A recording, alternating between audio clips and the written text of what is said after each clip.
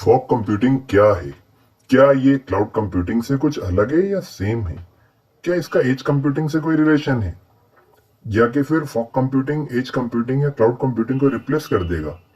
ये सब क्वेश्चंस के आंसर्स और फॉग कंप्यूटिंग के क्या एडवांटेजेस हैं हम इस वीडियो में जानेंगे। नमस्कार, ये है टेक्निकल दीक्षा चैनल और इस चैनल में हम आपको फॉग कंप्यूटिंग के बारे में पूरा एक्सप्लेनेशन देंगे हिंदी और इंग्लिश में, इसलिए वीडियो के आखिरी तक बने रहें। जैसा कि आप चित्र में देख सकते हैं, फॉग कंप्यूटिंग में एक ट्रायंगल में हमने यहाँ पर बताया है। जो लोअर लेवल हमने बताया है वो कैसा बताया हमने, सबसे नीचे एज डिवाइसेस हैं, उसके ऊपर फॉग डिवाइसेस हैं और उसके ऊपर क्लाउड डेटा सेंटर्स हैं। अब देखिए, जो जनरली एज कंप्यूटिंग को मिस्ट कंप्यूटिंग भी कहा जाता है। ये सबसे लोअर लेवल का ऑप्शन हो गया हमारा। मतलब इसमें जो है आपके सेंसर्स लेवल पे, बिल्कुल मशीन के लेवल पे, जैसे कोई कार हुई, जैसे कोई ईसीजी सेंसर हुआ, उस लेवल पे जो डिवाइसेस रहती हैं वो सब एज डिवाइसेस के लेवल पे आती हैं। यहाँ पर डिवाइसेस के अंदर कंप्यूटिंग है। फिर उसके ऊपर आता है मिडिल लेवल फॉग का, फॉग कंप्यूटिंग का, जो हम इसके अंदर स्टडी कर रहे हैं। इसमें आप देख सकते हैं अलग अलग मिलियंस ऑफ, मतलब नीचे जो सेंसर्स थे, नीचे जो डिवाइसेस थी एज के लेवल पे, वहां पर बिलियंस ऑफ डिवाइसेस थी। और फॉग के लेवल पे क्या हुआ, मिलियंस ऑफ कंप्यूटर्स या मिलियंस ऑफ नोड्स हो गई। और इसके ऊपर चले तो हम क्लाउड के डेटा सेंटर में पहुंचे जो कि थाउजेंड्स है। मतलब हम ये नहीं बोल सकते कि एज जो है वो फॉग को रिप्लेस कर देगा या फॉग क्लाउड को रिप्लेस कर देगा। ये सब एक साथ रहेंगी। क्या है कि जब छोटी छोटी डिवाइसेस एक साथ बहुत सारी चीजों को प्रोसेस करती हैं, जैसे सेंसर्स होते हैं, तो सेंसर्स क्या करते हैं, वो किसी क्वालिटी को क्वांटिटी में कन्वर्ट करते हैं, किसी क्वालिटी को क्वांटिटी में कन्वर्ट करते हैं सेंसर्स, तो वो एज लेवल पे रहते हैं। वहां पर कुछ कुछ डेटा की प्रोसेसिंग हो जाती है और वो फॉग पे जाती है, सीधे क्लाउड पे नहीं जाती है। और कुछ जो यहाँ पर जो बहुत सारी प्रोसेसिंग होने के बाद फिर वो सारा डेटा जो है क्लाउड पे जाता है। क्योंकि क्या होता है कि हमें कुछ प्रोसेसिंग हम चाहते हैं कि निचले लेवल पे ही जो डेटा सोर्स है उसके पास में ही सारी की सारी प्रोसेसिंग हो जाए। तो सारी की सारी तो नहीं कर सकते खैर, लेकिन हाँ बहुत सारी प्रोसेसिंग नीचे नीचे लेवल पे हो जाए, फिर थोड़ी उससे ज्यादा प्रोसेस फॉग पे हो और थोड़ी उससे कम, सॉरी ज्यादा नहीं, थोड़ी कम एज से थोड़ी कम प्रोसेस फॉग पे और फॉग से थोड़ी कम प्रोसेस क्लाउड पे हो। मतलब आप देख सकते हैं कि डेटा जहां जनरेट हो रहा है उसके सबसे पास एज है और उसके सबसे दूर क्लाउड है, और इन दोनों के बीच में कहीं फॉग नोड्स आती हैं। तो ये फॉग कंप्यूटिंग के बारे में हो। अब इसके बारे में हम रिटर्न में डिटेल जो आपके नोट्स में भी काम में आ सके उसकी बात करते हैं। तो फॉग कंप्यूटिंग एक विकेंद्रीकृत यानी डिसेंट्रलाइज्ड कंप्यूटिंग इंफ्रास्ट्रक्चर है। ये अपने आप में डिसेंट्रलाइज्ड कंप्यूटिंग इंफ्रास्ट्रक्चर है। सेंट्रलाइज्ड नहीं है क्लाउड की तरह ये, बल्कि डिसेंट्रलाइज्ड कंप्यूटिंग इंफ्रास्ट्रक्चर है जिसमें डेटा, कंप्यूट, स्टोरेज और एप्लीकेशन डेटा और क्लाउड के बीच कहीं स्थित होता है। मतलब जो डेटा रहता है वो कंप्यूट, स्टोरेज और एप्लीकेशन डेटा के बीच में कहीं स्थिर होता है। इसको इंग्लिश में हम बोले तो fog computing is a decentralised computing infrastructure in which data, compute, storage and applications are located somewhere between the data source and the cloud. Edge computing की तरह फॉग कंप्यूटिंग क्लाउड के फायदे और शक्ति को उस स्थान के करीब लाती है जहां डेटा बनाया जाता है और उस पर कार्य किया जाता है। जैसा कि हमने बोला कि भाई एज कंप्यूटिंग एकदम बिल्कुल पास में होती है जहां पर डेटा बन रहा है, तो एज के जस्ट पास में ही फॉग कंप्यूटिंग भी होती है। तो लाइक एज, इसको इंग्लिश में पढ़े हम, like edge computing, fog computing brings the advantages and power of the cloud closer to where data is created and acted upon। ये तो हमारा फॉग कंप्यूटिंग क्या होता है ये हो गया। अब इसके बाद हम बात करें कि क्या एडवांटेजेस है क्लाउड कंप्यूटिंग के, सॉरी फॉग कंप्यूटिंग के। तो फॉग कंप्यूटिंग में हम टोटल 9 एडवांटेजेस को यहाँ पर डिस्कस करने वाले हैं। इसमें पहला है लेटेंसी रिडक्शन। लेटेंसी मतलब एक देरी की बात होती है, एक कितना विलंब लग रहा है वो वाली बात होती है। तो यहाँ पर विलंबता या देरी कितनी रिड्यूस हो सकती है। तो लेटेंसी रिडक्शन एक एज और फॉग कंप्यूटिंग का प्राथमिक लाभ है, प्राइमरी एडवांटेज है। प्रोसेसिंग के लिए डेटा को आवश्यक रूप से क्लाउड पर भेजने की आवश्यकता नहीं होती है इसके अंदर, क्योंकि डेटा सेंसिटिव सेवाओं के लिए कुछ गणना, कुछ कंप्यूटिंग डेटा सोर्स के करीब की जा सकती है। इसको हम इंग्लिश में बोले, reduce latency is the primary benefit of edge and fog computing. दोनों मतलब एज और फॉग कंप्यूटिंग दोनों में जो है लेटेंसी कम हो जाती है, डेटा को लाने ले जाने का टाइम कम हो जाता है इसके अंदर। Data does not necessarily need to be send to the cloud for processing, as some of the compute can be perform nearer the data source for time sensitive services. तो टाइम सेंसिटिव सर्विसेज के लिए जो compute हो रहा है बहुत सारे data का, वो बिल्कुल जहां डेटा सोर्स है वहीं पर हो जा रहा है। फिर हम आते हैं इंप्रूव्ड रिस्पॉन्स टाइम। ये सेकंड एडवांटेज है इसका। लेटेंसी रिडक्शन में कमी के साथ रियल टाइम एप्लीकेशंस को इम्प्रूव्ड रिस्पॉन्स टाइम और बेहतर समग्र यूजर एक्सपीरियंस से लाभ होगा। हाँ, अदरवाइज आप एक कार चला रहे हैं, ड्राइवरलेस कार, और मालूम पड़ा कि रिस्पॉन्स टाइम काफी लेट है, तो आप परेशान हो जाएंगे उसमें। आप तो एक वेबसाइट को ही आप चाहते हैं कि वो स्लो नहीं हो, उसका रिस्पॉन्स टाइम फास्ट हो, तो आप सोचिए कोई रियल टाइम एप्लीकेशन हो तो उसमें अगर रिस्पॉन्स टाइम अच्छा नहीं होगा तो बड़ी प्रॉब्लम आ सकती है। तो ये फॉग कंप्यूटिंग आपको एडवांटेज देता है कि आपका रिस्पॉन्स टाइम जो है वो कम हो जाता है, इंप्रूव हो जाता है।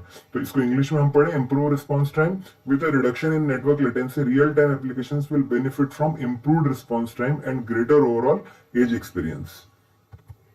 थर्ड एडवांटेज की बात करें, इनहांस्ड कंप्लायंस। कंप्लायंस मतलब क्या होता है? कंप्लायंस मतलब स्टैंडर्ड्स को पालन हो रहा है कि नहीं हो रहा है। हर जगह कहीं से कुछ ना कुछ स्टैंडर्ड्स होते हैं, तो उन स्टैंडर्ड्स का पालन हो पा रहा है या नहीं हो पा रहा है, वो जो है हम बोलते हैं कि कंप्लायंस हो रही कि नहीं हो रही।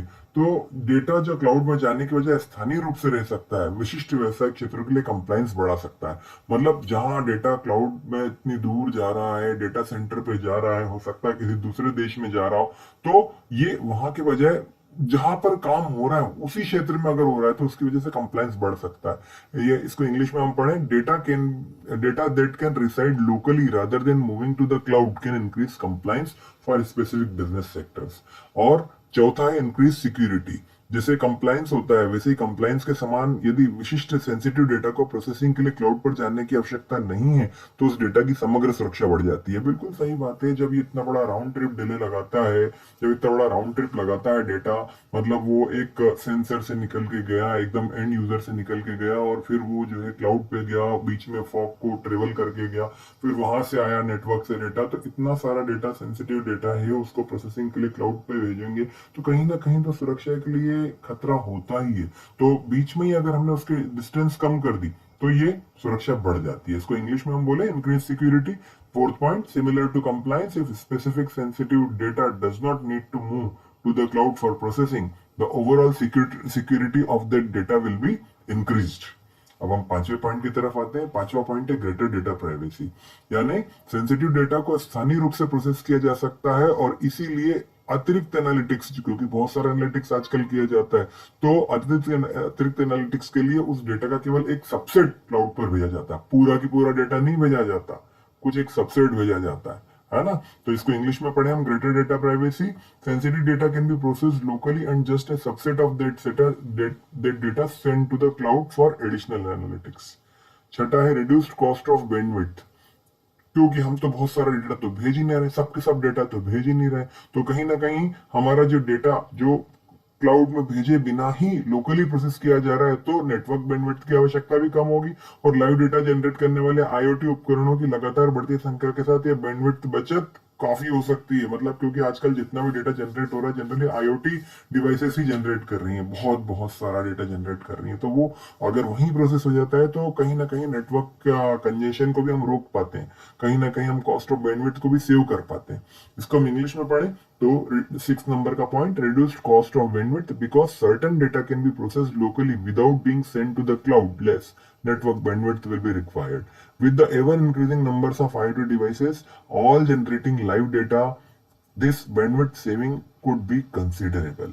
अब हम आते हैं सेवंथ एडवांटेज की तरफ। बहुत सारे एडवांटेज हो गए, 6 एडवांटेजेस हो गए, अब हमारे पास सेवंथ एट्थ ऐसे एडवांटेजेस बचे। सेवंथ एडवांटेज क्या है? Overall increase in speed and efficiency, यानी यदि आपके पास कई स्थानीय आईओटी और यूजर डिवाइसेस हैं जो डेटा शेयर करते हैं, तो क्लाउड सर्विसेज का उपयोग करने के बजाय इनके बीच लोकल प्रोसेसिंग की अनुमति देने से सेवा की समग्र गति और दक्षता में वृद्धि होती है। क्योंकि कुछ ऐसी डिवाइसेस हो सकती हैं जो कि कुछ डेटा शेयर करती हैं, तो डेटा शेयर करने के लिए पहले डेटा को लोअर लेवल से क्लाउड तक भेजें और फिर क्लाउड से लेके शेयर करें, उसके बजाय अगर बीच में मीडियम लेयर में फॉग में अगर शेयर कर लें तो क्या होता है, लोकल प्रोसेसिंग बढ़ जाता है, उसकी स्पीड बढ़ जाती है और इफिशियंसी में भी इंक्रीज होता है। इसको हम 7th पॉइंट को इंग्लिश में पढ़े, overall increase in speed and efficiency. If you have a number of local IoT and user devices that share data, allowing local processing between them rather than utilizing cloud services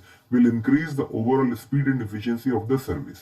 8th point है less reliance on WAN services. WAN means wide area network. तो अब जो है wide area network के लिए बहुत ज्यादा हमको उसका मुंह देखने की जरूरत नहीं है ना। कभी बाय द वे ऐसा हो जाए कि वेन सर्विसेज जो है कहीं विफल हो गई है, यानी कि कहीं फेल्यूर हो गया है, ये इंटरनेट नहीं चल रहा उसके कारण से, या कि फिर आपका जो प्राइवेट क्लाउड सेवा है उसके ऊपर आप उसको एक्सेस नहीं कर पा रहे हैं, तो भी आप स्थानीय सेवाएं संचालित करना जारी रख सकते हैं। और यही जो है, हम इसको इंग्लिश में पढ़ें तो, upon loss of overall access to the internet और private cloud services due to a complete when failure, local services can continue to operate. तो भी लोकल सर्विसेज ऑपरेट की जा सकती हैं। जैसे हम लोग बोलते हैं ना, कभी इंटरनेट बंद हो जाता है तो हम लोग जो है टीरेक्स गेम खेलने लग जाते हैं। उसकी जरूरत नहीं है, आपके पास बहुत सारा डेटा वहीं पर है, आप वहीं पर बहुत सारा काम कर सकते हैं, लोकल लेवल पे ही है। नाइन्थ पॉइंट है greater uptime of critical system, यानी एज और फॉग कंप्यूटिंग मॉडल का उपयोग करने वाले महत्वपूर्ण सिस्टम का अपटाइम अधिक होगा। क्यों? क्योंकि डेटा कंप्यूट, एनालिटिक्स और स्टोरेज के लिए रिमोट क्लाउड सेवाओं पर निर्भरता कम हो गई है, तो इसमें जो है इसका अपटाइम अधिक होगा। यानी critical systems using edge and fog computing models will have higher uptime because of reduced reliance on remote cloud services for data compute, analytics and storage. और इसी तरीके से 10वां पॉइंट, जिसका 10वां अतिरिक्त एडवांटेज है, वो क्या है? Enhance services for remote locations, यानी दूरस्थ या भौगोलिक रूप से चुनौतीपूर्ण स्थानों में चल रहे सिस्टम जहां इंटरनेट या निजी क्लाउड सेवाओं तक पहुंच धीमी या अविश्वसनीय हो सकती है, एज और फॉग कंप्यूटिंग से लाभान्वित होंगे। जो बहुत दूर दूर अलग अलग जगह पे, चैलेंजिंग जगह पे सिस्टम चल रहे हैं, इंटरनेट चल रहा है, और प्राइवेट क्लाउड सर्विसेज की जो स्पीड है बहुत ही कम पड़ी हुई है, चल ही नहीं रही है, तो फिर ऐसे केसेस में, क्योंकि बहुत सारा डेटा तो एज और फॉग में वहीं के वहीं मिल जाएगा, ऐसा क्लाउड के डेटा सेंटर पे जाके डेटा को लेकर आने की जरूरत नहीं कि बीच में अगर कहीं नेटवर्क सर्विसेज प्रॉपर नहीं थी तो पूरा डेटा ही रुक गया, पूरी सर्विसेज ही रुक गई। तो ये चीज जो है आपको फॉग कंप्यूटिंग एडवांटेज देता है। इसको हम इंग्लिश में पढ़े, enhance services for remote location, systems running in remote और geographically challenging locations where access to the internet or private cloud services may be slow or unreliable will benefit from edge and fog computing।